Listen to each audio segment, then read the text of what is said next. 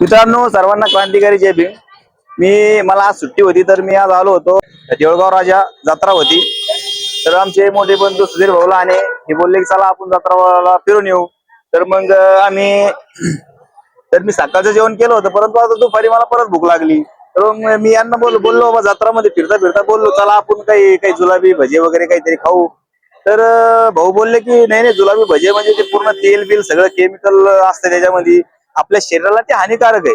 त्याच्यामुळे मग त्यांनी मी म्हणलं चला बाबा तुमच्या पद्धतीने करू, मग काय करायचं तर मला त्यांनी आणलेलं आहे फ्रूटच्या दुकानावर मित्रांनो। आणि याचा शरीराला एकदम का फायदा होतो याला शरीराला। आणि आपण ते जे खातो ना भजे वगैरे, भजे जिलेबी, ते पूर्ण काळ्या तेलामध्ये तळलेलं असतंय, पूर्ण त्याचं म्हणजे पूर्ण ते केमिकल आपल्या पोटात जाते।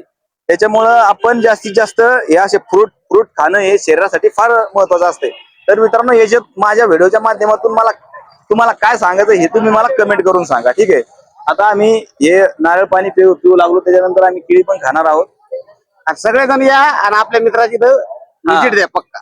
व्हिडिओच्या माध्यमातून मी तुम्हाला एक सांगू इच्छितो, जर तुम्ही बाहेरचं जर खाता असेल तर ते शरीरासाठी खूप हानिकारक असते। त्याच्यामुळे जर तुम्ही बाहेर गेले आणि जर तुम्हाला जेवणाचं जर काम पडलं तर मग तुम्ही केळी आहे, समजा सफरचंद आहे, नारळ पाणी आहे, ह्या अशा वस्तू तुम्ही खाल्ल्या तर तुम्ही निरोगी राहाल, तुम्हाला काही दुखणं वगैरे काही येणार नाही। खरं नाही बाबा?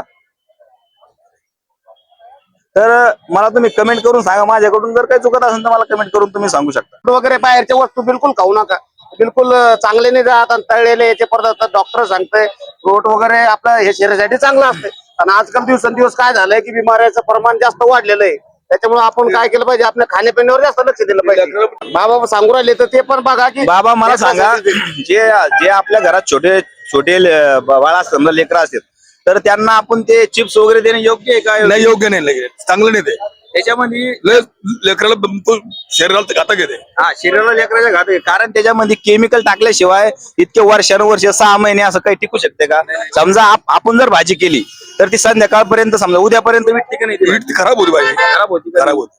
हा, तर मग माझ्या व्हिडिओच्या माध्यमातून मी तेच सांगायचा प्रयत्न करतोय लोकांना की बाबा तुम्ही चांगलं खा, निरोगी राहा, फळावेळ खा। हा, तुम्ही फळ फ्रूट खा आणि निरोगी जीवन जगा, असं माझ्या व्हिडिओच्या माध्यमातून मी तुम्हाला सांगू इच्छित आहे। धन्यवाद।